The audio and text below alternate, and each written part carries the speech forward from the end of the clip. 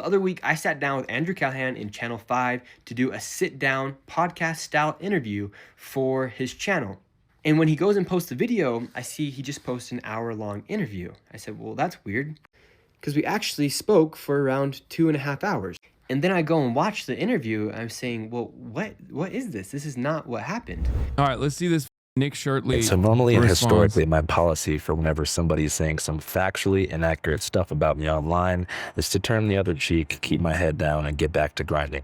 But in this case, with Mr. Nick Shirley, who is now falsely accusing me of conducting an unfairly edited interview, I think I'm going to pick option 2 and let people know what went down. Journalistic integrity is something that I kind of take a little bit seriously, and I can see a future wherein access is limited to prominent people, especially conservatives, if I don't dispel this false narrative immediately in its entirety right the heck now. So to do this right, I'll have to show you a couple of things, including text messages between him and I, and actual footage of the working Premiere sequence that I used to edit the interview, so you can see what was cut and why. So let's begin with an editing lesson. So when we're dealing with a long-form interview of somebody who talks very slowly and circles back to repetitive talking points, one of the first things that we do in post-production is cutting what's called dead air, which means long pauses between words or sentences, or fixable verbal stammers that slow down the conversation and risk boring the viewer. So in this raw interview with Nick, which had a total runtime of 2 hours and 2 minutes, we had to cut nearly half an hour of dead air to make it listenable. Many people like to choose their words carefully, so I get it, but there was a couple points in the interview that even in person we had to have Nick repeat himself because the crew felt that no amount of corrective editing would possibly be able to make him sound normal. It's been an interesting few days, past 72 hours. My video on the expose of the fraud in Minnesota is the most viewed video ever, longer than 10 minutes, other than Mr. Beast. Can you say the fraud in Minnesota again? Because you kind of stuttered. Yeah. Oh, wait, are there going to be cuts in this, or just going to be one take? Which will make it perfect. So if we ask for to say it again, it's just to make sure you say it perfectly. Oh, okay, yeah. So, so my video on the fraud in Minnesota is the most viewed video ever by a creator, longer than 10 minutes, expose style, than anybody other than the name of Mr. Beast. So bear with me here. I'm going to show you the raw footage, and we'll see how with the magic of editing, we were able to make Nick sound actually smarter and faster than he was in person. Check this out. How does that make you feel, like gratification-wise, as an independent journalist? Well, I think it's the first video you've seen in a long time where a journalist actually went and created a video that created a change instantaneously. For instance, you had the HHS, Health and Human Services. They froze all funding to childcare inside of Minnesota and then they're asking for businesses to prove that they are legit businesses before they give tax dollars to these businesses that are not really businesses. How does that make you feel, like gratification-wise, as an independent journalist? Well, I think it's the first video you've seen in a long time where a journalist actually went and created a video that created a change instantaneously. For instance, you had the Health and Human Services. They froze all funding to childcare inside of Minnesota, and then they're asking for businesses to prove that they are legit businesses before they give tax dollars to these businesses. Why did this guy literally come out and say, "You slandered my good reputation"? Oh my Lord, dude. I mean, I assumed it was even dumber, but I didn't. God, he is so stupid. It truly is ableist to offer him a platform where he will make a fool of himself. Like, I think it is unironically ableist to make fun of Nick Shirley. So in that interview, we probably did that same thing as far as trimming dead air and splicing B-roll. No joke. Probably 30 times, as you can see here on the timeline. And it was never to take him out of context, but to help him get his point across. We do this for every good faith interview or 5-cast we've conducted so far. From Hunter Biden, which had a raw runtime of 5 hours before being cut to 324, to Hunter Kozak, to Alex Jones, to Hamilton Morris, Jan DeSanti, to pretty much everybody we've ever talked to. Exactly. 100% not. Is that and there's this conflation that people have. I mean, I think they're opening up an investigation to cocaine that was found in a cubby outside the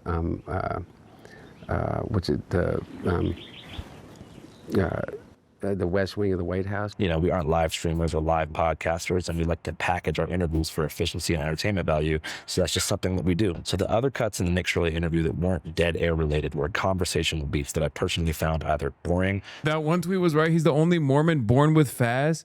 Brother, I think there's more than one Mormon born with fast. Like, I'm gonna be honest, but yeah, fast baby is correct. You're not wrong about that assessment. I think repetitive or so off topic to the point that they derailed the conversation away from its intended focus, which was fraud in Minnesota and Shirley's personal background. We cut probably 20. said, "Yikes!" Fast fetal alcohol syndrome. 5 minutes of unproductive, redundant banter about Portland, Mormonism, gay marriage, his new crypto coin. I heard you also made a coin of some kind. I did not. Well, I didn't make a coin. I just joined a platform where you can monetize your content, and there actually, so yeah, it is a coin. You can then monetize your content, just similar to like how you upload on TikTok. You can upload your stuff on there. It's just based off Coinbase. The history and ethics of welfare in America, and 6 whole, nearly identical back and forths about his 89% statistic that he falls back on unchallenged. 89% of the fraud is being committed by Somalians, and 89% of the fraud being committed inside Minnesota is by the Somalian population. 89% of the fraud. This is such a inappropriate way to game out statistics. For the record, 89% comes from a total fabrication. It's one of the very few federal cases that the state of Minnesota has had. And because there are 94 co-defendants, 94 Somali co-defendants saying, as the Republican that came out with the statistic on Fox News falsely presented, saying that like, oh, Somalis are responsible for 89% of all crimes committed since like 2020 is ridiculous. Yes, post 2020, the major COVID fraud that was prosecuted was the Amy Bach, white woman by the way, led Feeding the Children charity scandal. Now to a CBS News exclusive interview with the woman prosecutors say was the mastermind of Minnesota's biggest COVID-era fraud scheme. 44-year-old Amy Bach is not part of the Somali community. Last year, she was convicted of orchestrating a $250 million pot to defraud a government program to feed hungry children. And a lot of the co-defendants in that case that got charged and convicted were Somali. That's since 2020. Do you know how many federal fraud investigations have been conducted in the state since 2020? Not that many. Happening by people who were brought into our country and then committing fraud. So 89% of the fraud happening in Minnesota is from the Somalian population. Right, but 95% of Somali Americans in Minnesota are legal. Yeah, 89% of Somalians are committing fraud. Since we ended up including an extensive dialogue about that stat around the 50-minute mark of the final cut, I personally didn't feel the need to torture. The 89% number specifically refers to a claim made in an independent journal's viral video with Somali American woman and blah, blah, blah, blah, blah, they commit. In summary, while the Somali American communities have been disproportionately represented among the defendants in a few massive high-profile federal fraud cases, the total fraud, this figure relates to specific high-profile cases, but there's no official data. Yeah, I know where that came from. This is like an AI summarization. I'm explaining to you what the actual summarization is. For all of you guys. I don't know what this AI summarization is, but the 89% number basically comes from what I just described to you. One guy on Fox News randomly says, oh, since 2020, Somalis are responsible for 89% of all the fraud that was committed in the state of Minnesota. This is not correct. Of the fraud being committed in Minnesota. Okay, we get it. He says it a share with lot. them in 4K when I got back from Greenland. You will see exactly what I mean. This is not a Sacha Baron Cohen style ambush edit or a Jim Jeffries Avi Yemeni situation where I primed him, by saying crazy shit to get his guard down and then Shanghai him with post-production. I was trying to help Nick Shirley, which it seems up until yesterday he really appreciated. So after the interview came out about a week ago, he texted me right after saying the backdrop of this interview is hilarious. It was filmed in his uncle's upscale game room in Farmington, Utah, in front of several taxidermied bears that were presumably killed by the Shirley family. He goes on to say, fun watching the reaction from both sides. Appreciate you coming out. I don't think Wish you have the fun best in watching all the you reaction do, from bro. both sides. To which I replied kindly. But then the Clippers started doing the thing that they do with Hunter Biden, finding the most outrageous or dumb soundbite in the entire piece and memeing it into oblivion while missing the entire point of the dialogue, which was to try to find common ground on issues like affordability and the collapse of the mainstream media. I mean, I fundamentally hope that everything you're saying is true, just so you know. Yeah, I hope so too. Yeah, I hope we all have the best interest in society and for our people, because Andrew's too charitable, dude. Look. I think he revealed what his reason for making this video was in the beginning when he said, if if people consider me to be a dangerous like left propagandist, then I'm not going to be able to get sound bites off of people. Okay, that's the reason why he's doing this video. That's the reason why he's saying, "Oh God, The affordability I is need to be insane. charitable to People everybody." can't buy houses, and if we're talking about creating change, we need to let innovation prosper inside the United States. Yeah. And you're not seeing it. If he didn't operate like the way that he does currently, you wouldn't get the sound bites that you're getting. It's not access journalism at all. You're wrong. It's not. It's not access journalism at all. We're not seeing innovation. In fact, we're seeing fraudsters take our money. If you guys saw, the clip that did the most rounds was when Nick tried and failed to pronounce the word benevolent. Who do you think are the 3 most benevolent billionaires? What do you mean by the word benevolent? Just well-intentioned, positive billionaires who you think are creating, net positive societal progress. Trump, our president? Because he never said it right and said benevolent twice, there was no way to cut the dead air or trim the stammer. So we left it in, and personally, I don't think it's that big of a deal to not know that word. I mean, he is wearing a hoodie that is making fun of immigrants for their spelling errors, but benevolent has more syllables than learning, so I get it. But the comments on this clip were brutal, like actually genuinely mean, and it couldn't have felt good from his perspective to read these things. We're talking tens of thousands of people. He doesn't know how to read, big dog. Don't worry. I don't think he's reading any of that. His mommy is probably sheltering him from all the negative commentary surrounding his video. So I don't think he saw any of that. And even if he did, I don't think he knows how to read. So he's going to be fine. Declaring this guy is retarded, which he's not. But there are some moments in the interview that Okay, maybe he's laying it on a little too thick here, okay? even with dead air trimmed for speed, Nick does not give his best performance, particularly when blaming immigrants for rising rent prices. It's just simple supply and demand. If you have 20 million people who need to come and buy a house or rent an apartment, and you have other people who need it, you're going to raise the prices. Suggesting that Muslim Americans keep multiple wives in private while dismissing the association with his own religion, Mormonism, and polygamy as just a harmful stereotype. As far as the wives go, that's not a thing in Utah. It's not a thing in Utah. That's a negative stereotype. Negative stereotype. And also confronting me about staying silent on the death of Charlie Kirk, while admitting that he consciously chose to not watch the video that I made in the immediate aftermath of it. And so I thought that was kind of messed up of you to not publicly denounce what happened to Charlie Kirk. I did. And I didn't even watch the interview because I didn't want to watch that. Well, you should watch it. I don't want to. Well, you should watch the video. No!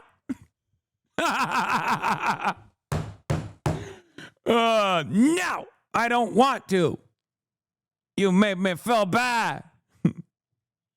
Because I imagine you didn't say anything. And I'm still mad about how I felt. That's a perfect demonstration of how right-wingers operate, dude. I mean, come on. Come on. Say some stuff in it. Okay, cool. None of these moments were a very good look for Nick, but I did not engineer them that way. And if I was a betting man, I would suggest that much of the hostility displayed toward him in the comments is because his reporting, which was signal boosted by Trump and his cronies, has been a driving factor in ICE's decision to escalate their presence in Minneapolis. Bro, that's someone's son. Dog, I have just as much smoke for her demon mother, too. That hellspawn was developed somewhere. You mean? Yeah, f them both. Him and his dumbass mom who drives him around everywhere and went to prom with him. The f Kidnapping kids from local high schools, terrorizing U.S. citizens in their own communities, shooting people on the streets, and hiding behind masks like the goddamn cowards they are. However, that's just my personal opinion. I don't like ICE. I don't like Trump, which is something that I made clear to Nick in the interview. What do you think about Trump? I don't like him. There was no deception anywhere. But sometimes, and I'm not sure what the word is for this in the journalism field, the person that you interview views your fans as an extension of you. So if your fans are dicks to them, they kind of feel like that's you shading them. And that's definitely what happened. Right after the benevolent clip went micro-viral, Nick began to send texts to me that alluded to the footage being manipulated, writing, "Greenland will be epic and cold. Let me know if you need any locals. I still have some contacts there. Just curious though, why didn't you post a full 2+ hour interview instead of the selected 1 hour of the interview?" Notice the word selected. Nick suggests that I cherry-picked his worst moments, which is concerning because we consciously did the opposite. But as you can see from these texts, I explained our entire editing process. Yeah, by the way, this is not him talking to Nick. This is him talking to Nick's mom. Just so we're clear. I am still going with Nick Shirley does not know how to read or write. He is illiterate. I think this is Nick's mom. him, as I did to all of you, and as I mentioned, even offered to send him all of the raw video files when I get home from Greenland, which I'm doing now, and gave him full permission to clip any and all moments of the piece for his own socials. Fast forward to 2 days later. I wake up in Nuuk, Greenland to see that Nick has posted a video filmed on a side camera, captioned something like, "In case you guys want to know how the interview really went, here's this." Nick's bullshit crybaby video here points to 2 pieces of damning evidence. Exhibit A. Nick grills me here about Democrat cities being catastrophic failures after failing to understand that I am not a supporter of the Democrat Party. I am from Seattle, a failed blue city, and then asks me to name thriving blue cities. So I named Austin, Nashville, El Paso, and then while smirking, I mentioned Denver because, as shown in Nick's angle, I didn't actually know if Denver was doing well because I don't spend much time in Colorado. Like, when have you seen an American city? What American city is prospering right now? Austin. Austin. Name another one. El Paso. Name another one. You know so many city good. You name city names so good. Name more city. Are you God? Why do you know so many city name? Can you name another city name? I need mommy tell me city names when I go to sleep. Texas. El Paso, Texas is prospering. Yeah, I think. Why you think? It's doing better. New bars and restaurants have opened, but I can probably think of some better examples. Like what? Nashville's doing good. Austin's doing good. Phoenix is doing good. Basically, any place with low state tax is getting a lot of. In any place that's not Democrat. I don't know about that. I mean, name a Democrat city that's prospering right now. Well, it would have to be one that's affordable. Name one. A city. It's ironic, but it's Minneapolis. Like, literally, Minneapolis is, before this last round of like federal punishments, is straight up one of the best cities in America, one of the most thriving cities in the United States of America. Isn't that fucking crazy? Like, Donald Trump is punishing a blue city in a blue state for not voting for him, and they were doing fine. They were doing great, as a matter of fact. They were doing much better than major blue metros that are not doing fine because of the fucking insane influence of the real estate lobby, making it impossible to live there. So much so that while we were talking about the mayoral race that was going on, shouts out to Omar Fateh, there were conversations in this chat between me and another chatter saying, well, affordability is not as big as a problem in Minneapolis because the Minneapolis has actually been pretty on the ball under the leadership of Jacob Fry, regardless of all the other problems, and they've built quite a bit. They've built quite a bit of housing and keeping prices relatively affordable in comparison to other major metropolitan areas. Inside of a blue state that is prospering. Denver. Why are you smirking? Because I don't know if it's prospering or Because it's not. I'm See, you can't even answer the question, dude. It's I don't. Why is he getting so mad? not prospering. Denver's not prospering either. But in post-production, I did some research and found out that my intuition was correct. Denver. Did you make that face because you think Seattle is not a failed blue city? Yes, I don't. I think people grossly over-exaggerate how poorly blue cities are doing in this country, especially when they're some of the best places to live, which is part of the problem, ironically enough. It's gross and it pisses me off. Have you been to one of these like forgotten towns in this goddamn country? What the are you talking about? Go to Springfield, Ohio. The reason why I'm bringing up Springfield, Ohio is because it's one of those forgotten towns, and it got a high amount of Haitian migrants that came into the town and actually helped it grow by quite a bit. Springfield, Ohio is one of these forgotten towns. If you go to any number of different cities around this country that were basically abandoned, you will understand in comparison to like these major metropolitan areas, they're in a far worse condition overall. What's to make matters worse, like people talk about Chinese tier 1 cities and go, oh, why don't you go to a rural area to see what it's like? It's like, bitch, I've been to rural areas in America too. Let me tell you, their tier 1 cities are better than our major metropolitan cities, and their rural areas are also developing at a rapid clip. Every city, large or small, in the United States of America, every town, large or small, in the United States of America is on a downtrend. Do you understand? So yes, while major metropolitan areas are in a state of dire disrepair, so are many rural towns. Also, what is that old saying? Yeah, thank God for Mississippi. Exactly. is currently experiencing a decline in violence and property crime, a large influx in population, job growth in the aerospace, tech, and healthcare sectors, and a number of other great things. So I chose to trim a brief section after I mentioned Denver that indicates a bit of self-doubt, given that I ended up being correct. I also trimmed a soundbite where I said that many Democrat cities will run poorly because it was redundant. Name one. Name one. Philadelphia, Boston, New York City, Los Angeles. These are great cities to live in. What the f are you talking about? Minneapolis, as I already mentioned. Chicago. Chicago's beautiful. New York City is shit. Boston is trash. Okay, guys. There's good and the bad. I was just in Detroit. Detroit is fucking awesome too. The thing is, a lot of these places could be more livable. They could be much nicer. They could be more livable. A lot of that stems from the corrosive influence of the real estate lobby, where they keep the inventory low so that the homeowners, which oftentimes comprise like 60% of the population and certainly are overrepresented in the voter eligible population, the ones that do actually go out and vote, homeowners, want all of their fucking net worth to be associated with their housing, because housing is no longer just shelter, but instead people's livelihood. They take mortgages out, or they used to, not anymore. Now the interest rates are crazy, but they used to take mortgages out. And it's their leverage. For many of these people, they only know the price of housing going up. Their entire lives revolve around the price of housing going up. So if the price of housing goes down because there's now, more readily available inventory, for example, then all of a sudden, a lot of these people who perceive themselves to be like upper middle class individuals, people with a nest egg or whatever, are going to be poorer in comparison. This is the major problem. I say crash the housing market, for the record. I think, or not crash the housing market, but like burst the housing bubble and let 1 million houses bloom. Let 1 million units bloom. Make all different types of affordable housing. Make government housing to change the housing market in this country. Be fucking awesome. Decommodify housing.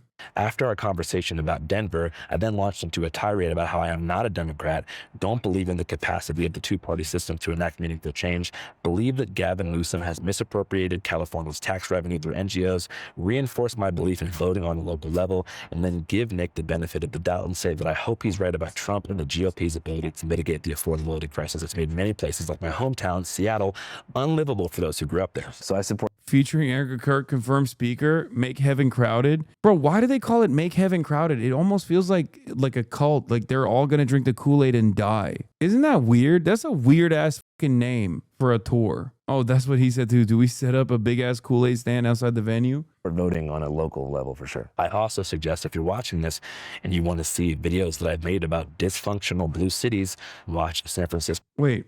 Did you just say, wouldn't you not go to heaven if you commit suicide? Brother, you think any Republican that's a part of Turning Point USA is going to heaven? Are you out of your fucking mind? I don't think suicide is the least of their worries, okay? If heaven and hell is real, let me fucking tell you something.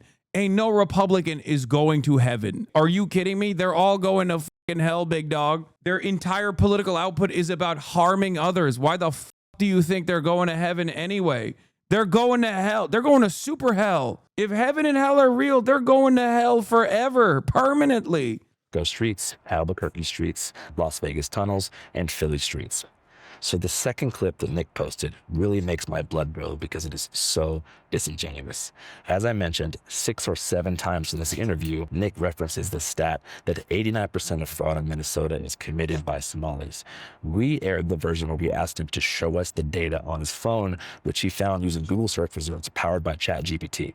So in the video he posted, you can see me look in the camera after he shows it to me and saying something like, all right, damn, I guess he's right then. Let's put that on screen. Here, right here, the figure 89% does not represent the total percentage of all fraud in Minnesota. Instead, it refers to the percentage of individuals charged in connection with specific high-profile federal fraud cases. Somalians. 89% of those charged in connection with major. Wow. Identified as Somalian Americans. Well, looks like it looks like I'm interested to see what you put in this interview, because looks like there is a problem with fraud. He is kind of right. However, the stat refers specifically to the already litigated Feeding Our Future case, which resulted in over 60 fraud convictions in Minnesota. The ringleader of the nonprofit behind the scam, Amy Bach, is white, but it is true that 89% of convicted defendants in that case were Somali. And that's what And makes me that's so the only pissed. federally, I think that's the only federal fraud case they've prosecuted in the state of Minnesota. That's why this stat is irrelevant. It's one singular case. Like saying 89% of Somalis commit fraud is a psychotic extrapolation from this number. It's just not even, that's not how anything works. That's not how stats work. It's like taking a snapshot of this of the attorney, the Southern District of New York court cases and saying like Donald Trump is 100% of the fraud cases that were committed on that day, you know, or charged on that day. It's like, okay, sure. That's not how this works at all. Yeah, it's like saying 100% of the people who murdered OJ's wife were not convicted. Particular piece of evidence that Nick presents. The exact thing that he is showing me on his phone in the video is what I put. Like there are 20 cases or 20,000 cases. How many 89 is those? It's one. It's one. It's the only one. That's the only fucking major case that the federal government prosecuted, the Department of Justice prosecuted. On screen on the final cut, I did exactly what I said I would. He frames my decision to put that on screen as some kind of like liberal ball busting fact check, but it's actually supplemental context for something he is literally showing me, which is why it pisses me off. So that's all I have to say. I'm just in a phase in my life where I've been doing this for so long and I care about this so much, so I don't want to play these kind of games. That's such a terrible way to twist statistics. I mean, this not even, you can't even consider that to be statistics at that point. This is New Age 1350 shit, the same misrepresenting a statistic for racist propaganda. Yes, Sean, you are right. However, it's even dumber because we have become dumber as a country. Because at least with the 1350 shit, the twisting of statistics is, it comes from misunderstanding what conviction and clearance rates look like.